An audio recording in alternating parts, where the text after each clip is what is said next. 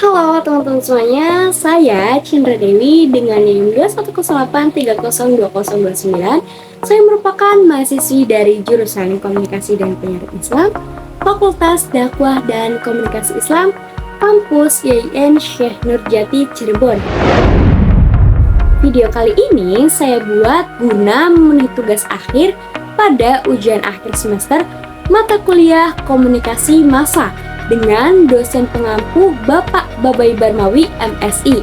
Pada video kali ini saya akan menjelaskan mengenai teori yang saya gunakan dalam tugas presentasi saya, yaitu Uses and Gratification Theory atau teori penggunaan dan pemenuhan kepuasan. Nah, dari teori ini merupakan satu di antara teori komunikasi massa yang lainnya, yang mana teori ini melihat audiens sebagai proses dari komunikasi massa, yaitu individu yang aktif, selektif, dan memiliki tujuan tertentu terkait dengan terpaan media terhadap audiens tersebut. Oke, langsung saja kita ke pembahasan selanjutnya. Hal yang pertama yang akan aku bahas mengenai teori ini adalah asumsi dasar dari teori penggunaan dan pemenuhan kepuasan. Langsung saja ke pembahasannya. Teori Uses and Gratification Theory ini adalah salah satu teori komunikasi yang dimana dititikberatkan penelitian dilakukan pada pemirsa sebagai penentu pemilihan pesan dan media. Nah, dari teori penggunaan dan pemenuhan kepuasan disebut juga sebagai salah satu teori paling populer dalam studi komunikasi massa. Teori ini mengajukan bahwa ada pula gagasan adanya perbedaan dari setiap individu menyebabkan audiens ini mencari, menggunakan, dan memberi tanggapan terhadap isu media secara berbeda-beda. Nah, apa tuh kayak gitu? Disebabkan oleh berbagai faktor sosial dan psikologis yang berbeda pula di antara individu audiens lainnya. Nah, pemirsa bisa dilihat pula nih, sebagai individu aktif dan memiliki tujuan, mereka ini bertanggung jawab dalam pemilihan media yang akan mereka gunakan untuk memenuhi kebutuhan mereka. Dan individu ini tahu kebutuhan mereka dan bagaimana cara untuk memenuhi kebutuhan tersebut. Langsung aja ke pembahasan yang kedua mengenai latar belakang teori penggunaan dan pemenuhan kepuasan. Nah, teori ini menggunakan pendekatan yang berfokus terhadap audience member, yang dimana teori ini mencoba menjelaskan tentang bagaimana si audiens ini memilih media yang mereka inginkan, dimana pula mereka merupakan audiens atau khalayak yang secara aktif memilih dan memiliki kebutuhan serta keinginan yang berbeda-beda di dalam mengonsumsi media tersebut. Nah, dari pendapat pendiri dari sebuah teori ini, yaitu Elihu Katz, J. Gay, Bluhalem, dan Michelle Bluefist, mengungkapkan serta meneliti asal mula kebutuhan teori ini secara psikologis dan sosial, yang mana menimbulkan harapan-harapan tertentu dari media massa tersebut atau sumber-sumber lain yang membawa pada pola terpaan media yang berkelainan, dan menimbulkan pula pemenuhan kebutuhan atau kepuasan serta akibat-akibat lainnya. Nah, dari pendekatan ini secara kontraks membandingkan efek dari media atau bukan media tersebut, apa yang media lakukan pada pemirsanya. Nah, dari kritik akan teori jarum suntik hipodermik ini, di mana pemirsa ini merupakan objek pasif yang hanya menerima apa yang diberi media tersebut. Nah, teori Uses and Gratification Theory ini adalah teori kebalikan dari teori jarum suntik atau hypodermic theory. Nah, mungkin teman-teman komunikasi dan penyiaran Islam di sini itu sudah nggak asing ya mendengar kata atau istilah mengenai teori hipodermik tersebut, karena sudah familiar lah ya, sudah familiar untuk didengarkan. Karena itu sudah dibahas dan sudah ini, maka kita ulik kembali biar kita mengingatkan teori-teori yang sudah lalu. Nah, dalam teori jarum suntik ini, media itu secara sangat aktif mempengaruhi si audiens tersebut. Sementara audiens ini bersifat pasif dan menerima mentah-mentah apa yang disajikan oleh media tersebut. Sedangkan berbanding terbalik pula dengan teori penggunaan dan pemenuhan kepuasan. Pada use and gratification theory ini menekankan bahwa individu itu berperan aktif dan selektif untuk menentukan media mana yang harus mereka pilih untuk memenuhi kegunaan dan kepuasan dari kebutuhannya. Nah, sebagaimana yang sudah diketahui pula bahwa kebutuhan manusia ini yang memiliki motif yang berbeda-beda. Dengan kata lain, setiap orang ini memiliki latar belakang, pengalaman, lingkungan yang berbeda pula. Dari perbedaan ini tentunya berpengaruh pula kepada pemilihan konsumsi akan sebuah media. Nah, awal mula Katz, Bleuler, dan Bluefitz ini mencoba merumuskan asumsi dasar dari teori uses and gratification ini, yaitu khalayak dianggap aktif, di mana penggunaan media massa ini diasumsikan memiliki tujuan. Poin kedua ialah dalam proses komunikasi massa banyak inisiatif yang mengaitkan pemuasan kebutuhan dengan pemilihan media terkait dan terletak pada anggota khalayaknya. Poin ketiga yaitu media massa ini harus bersaing dengan sumber-sumber lain untuk memuaskan kebutuhannya, di mana kebutuhannya ini ialah untuk memuaskan kebutuhan manusia. Hal ini bergantung pula kepada khalayak yang bersangkutan dan tergantung pula kepada hal yang bersangkutan. Poin keempat yaitu banyak pula tujuan pemilih media massa disimpulkan dari data yang diberikan anggota khalayaknya. Lalu poin yang kelima yaitu nilai pertimbangan seputar keperluan audiens tentang media secara spesifik.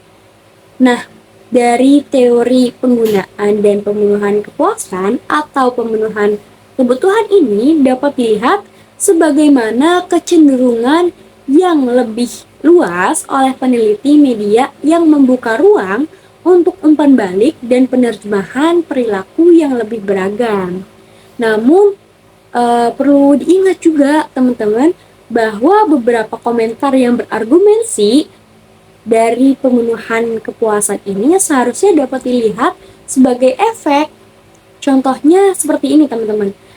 Bisa kita lihat dari film horor. Secara umum, film horor ini menghasilkan respon yang sama pada pemirsanya. Lagi pula, sudah banyak orang sebenarnya yang telah menghabiskan waktu di depan televisi lebih banyak daripada yang mereka rencanakan. Mungkin menonton TV itu sendiri telah membentuk opini apa yang dibutuhkan pemirsa dan membentuk harapan-harapan. Tetapi perlu ingat pula teman-teman bahwa teori penggunaan dan pemenuhan kepuasan atau kebutuhan ini memfokuskan perhatian pada audiens sebagai konsumen yang konsumen media massa yang mana bukan pada pesan yang disampaikan, tetapi teori ini menilai bahwa audiens ini dalam penggunaan media berorientasi pada tujuan bersifat aktif sekaligus diskriminatif. Audiens ini dinilai mengetahui kebutuhan mereka dan mengikuti serta bertanggung jawab pula terhadap pilihan media yang dapat memenuhi kebutuhan mereka tersebut. Dalam perkembangannya, teori ini menghasilkan teori-teori lainnya. Namun, teori ini juga dikembangkan secara lebih luas lagi dari teori yang sudah ada sebelumnya. Pada bagian ini akan meninjau gagasan asli dari teori uses and gratification dan teori-teori lainnya sebagai pengembangan teori tersebut serta Bagaimana implikasinya terhadap perkembangan studi mengenai media massa hingga sampai saat ini? Lanjut, teori ini dalam buku Morrison pada tahun 2010, beliau ini menjelaskan mengenai kapan dan bagaimana audiens tersebut sebagai konsumen media menjadi lebih aktif atau kurang aktif dalam menggunakan media dan akibat atau konsekuensi dari penggunaan media tersebut. Nah, dalam hal ini pula, teman-teman, terdapat sejumlah asumsi dasar yang menjadi inti dari sebuah gagasan teori penggunaan dan pemenuhan keputusan atau kepuasan sebagaimana dikemukakan oleh Katz, Mueller, dan Griffiths pada tahun 1974 yang mengembangkan teori ini. Mereka menyatakan 5 asumsi dasar teori penggunaan dan pemenuhan kepuasan yang akan dirinci berikut ini. Yang pertama, audiens aktif dan berorientasi pada tujuan ketika menggunakan media. Audiens ini memiliki sejumlah alasan dan berusaha mencapai tujuan tertentu ketika menggunakan media. MC Quickel dan rekan pada tahun 1972 mengemukakan 4 alasan mengapa audiens menggunakan media, antara lain yang pertama, pengalihan. Pengalihan yaitu melarikan diri dari rutinitas atau masalah sehari-hari. Mereka yang sudah lelah bekerja seharian membutuhkan media sebagai pengalih perhatian dari rutinitas mereka. Yang kedua, hubungan personal. Ialah hal ini terjadi ketika orang menggunakan media sebagai pengganti teman. Yang ketiga, identitas personal. Identitas personal ini digunakan sebagai cara untuk memperkuat nilai-nilai individu. Misalnya, banyak pelajar yang merasa lebih bisa belajar jika ditemani oleh alunan musik dari radio. Yang keempat, pengawasan, yaitu informasi mengenai bagaimana media ini membantu individu mencapai sesuatu. Misalnya seperti orang yang menonton program siaran agama di sebuah televisi untuk membantunya memahami agamanya secara lebih baik. Nah, dari contoh 4 itu merupakan dari asumsinya. Lalu ada yang kedua, inisiatif. Inisiatif ini untuk mendapatkan kepuasan media ditentukan oleh audiens. Yang ketiga, media bersaing dengan sumber kepuasan lain. Yang keempat, audiens ini sadar sepenuhnya terhadap ketertarikan, motif, dan penggunaan media. Yang kelima, penilaian isi media ditentukan oleh audiens. Nah, itu merupakan 5 alasan atau asumsi dasar. Ada pula teori penggunaan dan kepuasan ini yang mendasar asumsinya pada gagasan bahwa konsumen dan audiens ini bersifat aktif harus betul-betul dapat menjelaskan apa yang dimaksudnya dengan audiens yang aktif. Hal ini berarti adanya sifat sukarela serta pilihan selektif audiens terhadap proses komunikasinya. Singkatnya seperti ini. Penggunaan media didorong oleh adanya kebutuhan atau tujuan yang ditentukan oleh audiens sendiri, dan bahwasanya partisipasi aktif ini dalam proses komunikasi dapat mempermudah, membatasi, atau sebaliknya mempengaruhi keputusan atau kepuasan. Ini menimbulkan berbagai efek yang terkait dengan terpaan media. Pemikiran yang mutakhir juga menyarankan bahwa aktivitas audiens ini dapat digambarkan dalam sejumlah variabel di mana audiens ini menunjukkan berbagai jenis dan derajat kegiatan. Menurut J. G. Mueller pada tahun 1979, beliau ini mengungkapkan pendapat bahwa sebuah gagasan mengenai jenis-jenis kegiatan yang dilakukan audiens atau audience activity ketika menggunakan media, yakni yang pertama, Kegunaan media memiliki kegunaan dan orang dapat memanfaatkan kegunaan media. Misalnya, orang mendengarkan radio di mobilnya untuk mendapatkan informasi lalu lintas saja, melihat internet untuk mendapatkan informasi tertentu, membaca buku mode atau buku-buku yang beliau suka untuk mengetahui gaya busana terbaru. Yang kedua, kehendak. Kehendak ini hal yang terjadi ketika motivasi menentukan konsumsi media. Ketika orang membutuhkan hiburan dari televisi, maka dari itu mereka mencari program komedi. Ketika membutuhkan sebuah informasi yang mengenai situasi politik terbaru, mereka itu akan mencari program berita. Lalu yang ketiga, seleksi. Nah, seleksi ini merupakan penggunaan media oleh audiens yang mencerminkan ketertarikan atau preferensinya. Jika orang menyukai musik dangdut, maka ia akan mencari stasiun televisi yang menyajikan jenis musik tersebut. Tetapi jika ia menyukai sinetron, maka ia akan memilih saluran televisi yang banyak menayangkan program jenis tersebut. Lalu yang keempat, tidak terpengaruh hingga terpengaruh. Apa sih maksudnya? Pasti teman-teman bakal bertanya tentang hal ini. Nah, aku akan jelaskan. Audiens menciptakan makna terhadap isi media yang akan mempengaruhi apa yang mereka pikirkan dan kerjakan. Namun, mereka ini juga sadar secara aktif sering menghindari terhadap jenis pengaruh media tertentu. Misalnya, orang tertentu membeli produk karena kualitasnya dan bukan karena iklan yang ditontonnya. Atau ada pula orang yang tidak menunjukkan perilaku agresif walaupun mereka selalu menonton tayangan yang banyak mengandung kekerasan. Dari jenis-jenis kegiatan yang telah dilakukan oleh audiens, kita juga telah mempelajari bahwa audiens ini dalam menggunakan media bersifat aktif. Audiens juga memiliki kebebasan dalam memilih media mana yang dapat memberikan mereka kepuasan.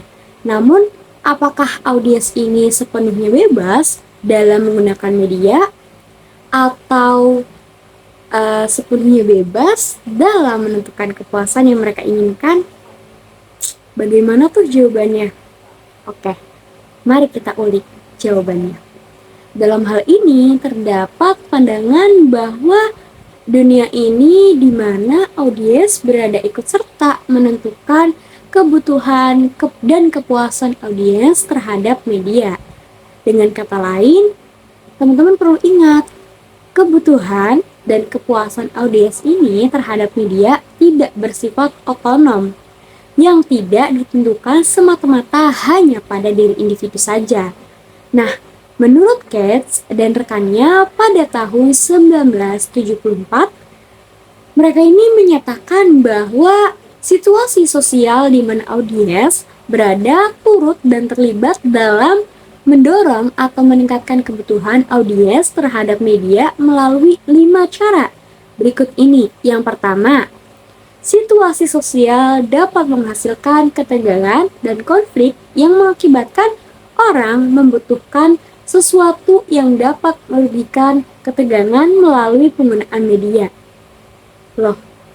Lanjut yang kedua, situasi sosial dapat menciptakan kesadaran adanya masalah yang menuntut perhatian. 3. Situasi sosial dapat mengurangi kesempatan seseorang untuk dapat memuaskan kebutuhan tertentu dan media yang berfungsi sebagai pengganti atau pelengkap audiens tersebut. Yang keempat, situasi sosial ini terkadang menghasilkan nilai-nilai yang menentukan nilai-nilai tertentu yang dipertegas dan diperkuat melalui konsumsi media. Yang terakhir, yang kelima, situasi sosial ini menuntut audiens untuk akrab dengan media agar mereka ini diterima sebagai anggota kelompok tertentu. Nah, begitu 5 cara dari situasi sosial terhadap media. Hal yang ketiga yang akan kita bahas mengenai sejarah. Dari sejarah teori penggunaan dan pemenuhan kepuasan, pada awalnya muncul di tahun 1940 dan mengalami kemunculan kembali dan penguatan pada tahun 1970-an dan 1980-an.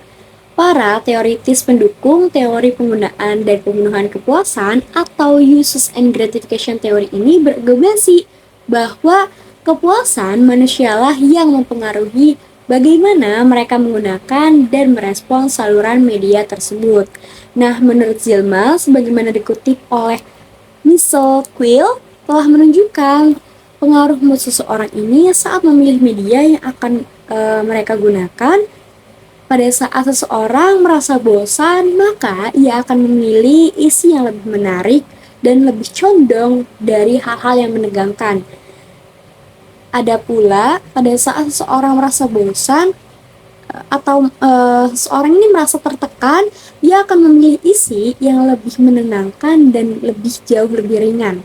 Kenapa? Karena program TV yang sama bisa jadi berbeda saat harus kepuasan pada kebutuhan yang berbeda untuk individu yang berbeda. Kebutuhan yang berbeda diasosiasikan dengan kepribadian seseorang, tahap-tahap pendewasaannya atau kedewasaannya, latar belakangnya, dan peranan sosialnya. Sebagai contoh, menurut Judith Van Evra, anak-anak secara khusus lebih menyukai untuk menonton TV untuk mencari informasi dan di saat yang sama lebih mudah dipengaruhi. Nah, dari perkembangan awal itu, teman-teman, yang menjadi cikal bakal teori penggunaan dan kepuasan dimulai pada tahun 1940-an ketika sejumlah peneliti ini mencoba mencari tahu motif melatar belakangi audiens untuk mendengarkan radio dan membaca surat kabar. Mereka menelak siaran radio dan mencari tahu mengapa orang ini tertarik terhadap program yang disiarkan seperti kuis dan serial drama radio. Kepuasan apa yang diperoleh sehingga mereka ini senang mendengarkan program tersebut, atau apa sih motif orang membaca surat kabar? Nah, dari situ juga teman-teman, adanya perkembangan tahap kedua teori penggunaan dan kepuasan terjadi pada tahun 1970-an. Tahap kedua ini dimulai ketika klarifikasi atau tipologi dari alasan-alasan orang menggunakan atau mengkonsumsi media mulai dilakukan. Teori uses and gratification ini mendapat pijakan yang semakin kokoh dengan munculnya teori hierarki kebutuhan dan motivasi dari Abraham Maslow pada tahun 1970-an. Nah, tahap ketiga yang merupakan adalah tahap akhir atau tahap terakhir dalam penelitian mengenai teori penggunaan dan pemenuhan kepuasan dalam mencari hubungan-hubungan antara alasan-alasan audiens mengonsumsi media tertentu secara variabel seperti kebutuhan, tujuan, keuntungan, konsekuensi, penggunaan, dan faktor-faktor individual lainnya. Nah, dalam riset ini, teman-teman, peneliti ini mencoba menjadikan teori ini yang ada menjadi lebih dapat diperkirakan atau bisa dapat diprediksikan atau prediktifkan dan memberikan lebih banyak penjelasan. Nah, dari teori ini sebagai kecenderungan yang lebih luas dari pihak media untuk memberikan kepuasan kepada khalayak. Model ini merupakan pergeseran fokus dari tujuan komunikator ke tujuan komunikan.